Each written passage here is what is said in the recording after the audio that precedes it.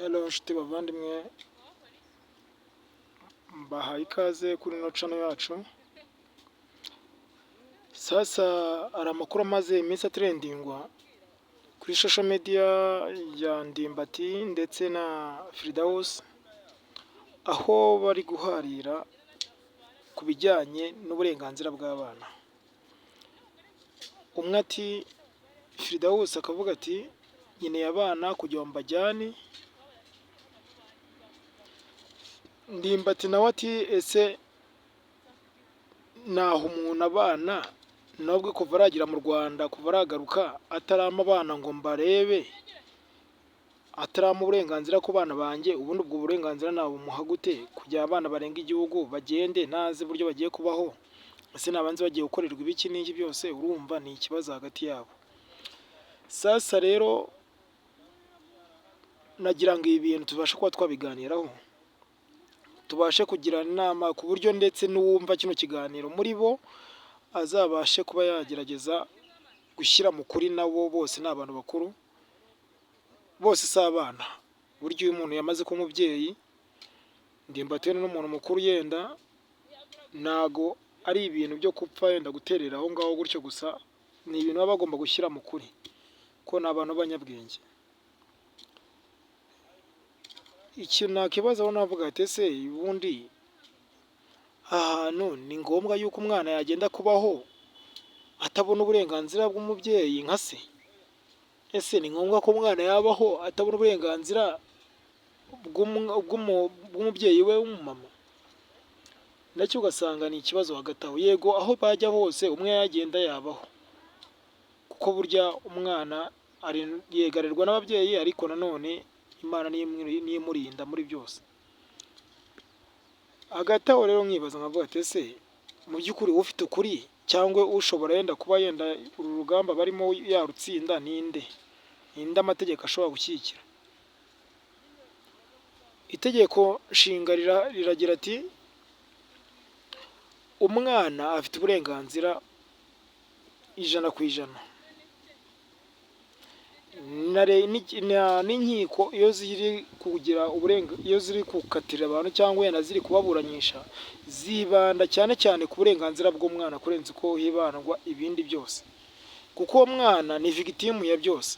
Uwo mwana mubyara ntago yigeze abagisha inama, nigeze abijyamo ngo mubashe kuba yenda inyungu zanyu mwari mugamije we abe yazirenganiramo ku bw'uburenganzira bwe. Hari byinshi umwana agenewe, mbere twabyitaga droit. Uburenganzira umwana agenewe ni bwinshi. Umwana agomba kwiga, umwana agomba kugira uburenganzira bwo kurerwa n'ababyeyi be, umwana agomba kugira uburenganzira bwo kudahutazwa cyangwa wenda bwo kubasha gukurikiranwa mu buzima ku buryo nta kintu kimuhungabanya. Umwana agira uburenganzira bwo kugaburirwa, umwana agira uburenganzira bwinshi bw'umuntu akenera. Umwana aba ufite 100% we binarenzeho rwose. Umwana ni umuntu udasanzwe, ni umuntu winjiye mu muryango, kandi umuntu leta nayo ikurikirana, kuko umwana aba yarenze ku rwego rwo kuba uwanyu, aba yarinjiye mu rwego rwo kuba uwa leta. Sasa ikintu nibaza nagomeza nkakivugaho ni kimwe, ese birashoboka ko Ndimbati yareka abana bakagenda bagasanga Firdaus, Firdaus akajyana abana akajya kubana nawe n'umugabo we, Ndimbati abana akaba bihoreye? Ese umuntu niba azana mu Rwanda akimana abana ngo abashyire Ndimbati, basi ngana barebe bajye gusura se, uwo muntu Ndimbati yaba afite icyizere nyabaki cyo kubona abana baramutse bagiye hanze? Ese Firdaus ni ikihe cyizere twakagize natwe nk'abantu cy'uko Firdaus yazazana abana bakaza gusura se? Niba hano mu Rwanda yarabimanye, ese hanze nibwo yazabatanga? Urumva hagati aho ni ikibazo.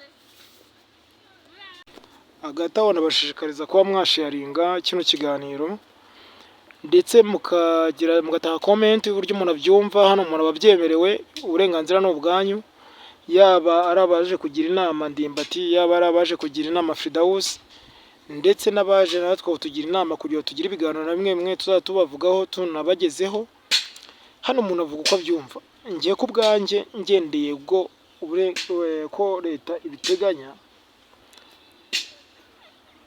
cyane cyane ko dushyize muri mayindi tubona ko buriya uruhare rwa Ndimbati, nubwo wenda rimwe na rimwe wenda Firdaus avuga ngo ntarwo afite, ntarwo ari kubona, mbona ko aba bana baramutse bagiye hanze, Firdaus cyambere cyakwanza narambana n'umugabo ngo abashe kuba yamenya ati ese uyu mugabo tuzahorana, ese uyu mugabo bimeze gute na gute, ese uyu mugabo ibyacu birarangira gute. Urumva nawe icyizere afite ni uko umugabo ashobora kuba yamubwiye ati ndagukunda, mugabo akamubwira gutyo gusa, ariko nta cyizere gihari yuko uwo mugabo koko bashobora kuzakomezanya bakabana paka. Njye rero uburyo ndumva Firdaus yakagombye kubanza akagenda akabanza agashinga urugo, kuko abana icya mbere bavuye ku ibere, abana bakabasha kuba baba bari kwiga, Ndimbati abishyurira nta kibazo.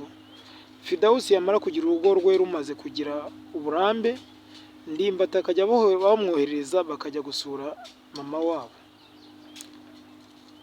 Noneho uko Ndimbati we nta mwana muto yakirera, Ndimbati yego umwana Firdaus yiregura avuga ati ese ni gute umwana wanjye azarerwa na mukase, ariko nanone tubyumve kimwe, ese nuza Ndimbati nawe wavuze ati ngiye abana wanjye ntabwo bagomba kuregwa na mukanyina, ndabona ntabwo bagomba kuregwa n'umugabo utari njyewe, kandi njye mari mfite uburenganzira bwo kubarera kandi mfite ubushobozi bwo kubarera. Ese aho hagati ubundi muri bo ninde muntu waba uri kuvuga ukuri? Njyewe uburyo mbyumva rero mba numva Firdaus yagombye kujya hanze akabanza agashinga urugo rwe, rukanza rugagira impamvu, kuko we aracyari na mutoya cyakwanza, none yamara kurushinga noneho Ndimbati akazaha uburenganzira, amaze kubona ukuntu Firdaus urugo rwe rumeze, akamuha uburenganzira bwo kuba yanabona abo bana rimwe na rimwe bakagenda bakamara yenda igihe runaka hariya, ikindi gihe bakamara hano mu Rwanda. Yabona yenda aho babona bafite opportunity nzima yo kuba abana batera imbere, babasha kuba babona uburenganzira bwiza kandi yenda n'ubuzima bwiza, bakariho babohereza nta kibazo. Ndizera ko nta kibazo cyaba kirimo, ariko byose nitwe tuba tugomba kubigiramo uruhare.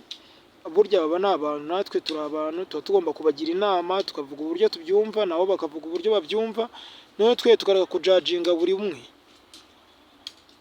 Ndumva rero uko njye nabyumva, ufite icyifuzo, ufite yenda uburyo yenda wabyumva yabidusobanurira, yenda natwe akatugezaho, tukabasha kuba twagira comment, mutaye comment nyinshi tubashe kuba twagerageza kumvikana kuri bino bintu. Mukore like, mukore share, mukore na comment nyinshi cyane, ndetse na subscribe mukore nyinshi pe, mugerageze mu subscribing, tubagezeho ibiganiro bishoboka.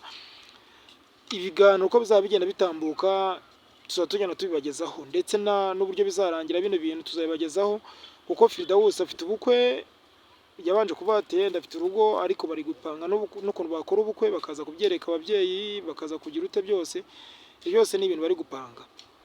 Ndizera ko rero twese tutarasoza Firdaus azagira urugo ruhire, ndetse n'urugendo rwe ruzagende neza, ndetse kandi n'abana agira umutima ushikamye, ko Ndimbati ndiza ko atari umuntu wo gutuma abana be barerwa nabi kandi ari we nka se. Ndizera ko ikintu rwose nawe ubwo kitamushimisha. Ubwo rero ndumva hagati aho Firdaus nakira umutima hamwe, agende abeho, gusa anatekereze n'abana n'ibyo ajya bavugisha. Ndimbati amuha uburenganzira, bavugane baganire, yego n'abana bamungane baba bakeneye nyina cyane, ariko nanone na se two kwibagirwa ko se nawe akenewe, kuko se burya ni umuntu w'ingenzi burya mu buzima bw'umuntu, ari ishuri ari iki byose, ndetse n'igitsure cya se burya kiba gikeneye mu buzima bwacu, kuko natwe tutabagira byari kuba ari ikibazo. Ariko ndizera ko ubu ngubu bagerageza babyumvikaneho. Firdaus natanga umwanya ndagenda aganira na Ndimbati, babyumvikaneho nk'ababyeyi b'abo bana. Aba bana babona uburenganzira, abana bakeneye kubona se buriya nuko atabizi, kuko burya no kuba batari kubaza se nuko bataramumenya neza, kuko babigeze mu gihe cyo kuba batekereza. Ndizera ko babaha uburenganzira. Abana d'abord bagombye kuba bari kwiga iyo minerivare. Firdaus nagaragaza abana bagende babishyurire bige. Murakoze.